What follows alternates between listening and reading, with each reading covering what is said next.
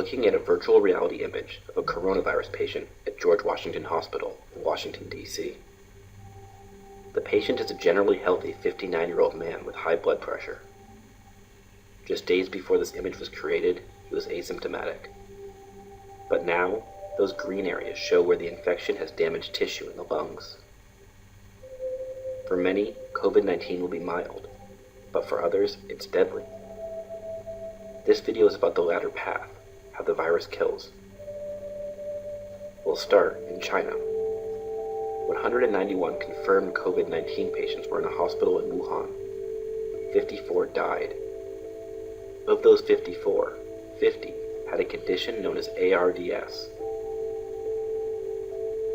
Acute respiratory distress syndrome is a condition that stops oxygen from reaching the organs.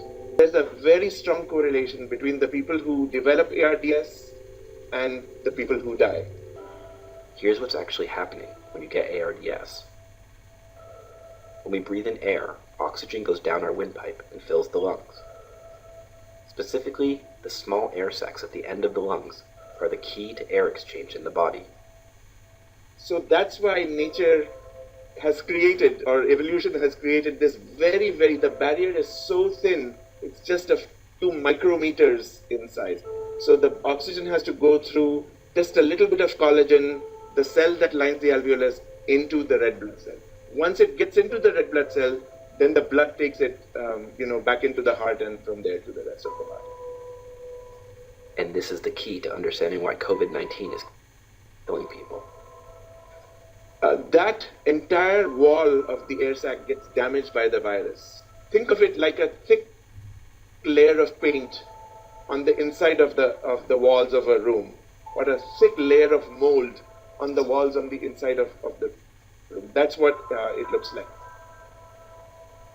As that wall becomes thicker, oxygen can no longer pass into the bloodstream, and your organs begin to suffocate. So if you are sick, you might be asking yourself, am I in the mild path or the serious path? A good indication is whether you have severe shortness of breath, and for how long. Those are indications the virus has progressed lower into the lungs. And the longer you're on the ventilator, the less likelihood you will come off the ventilator. That is the blunt truth of this situation.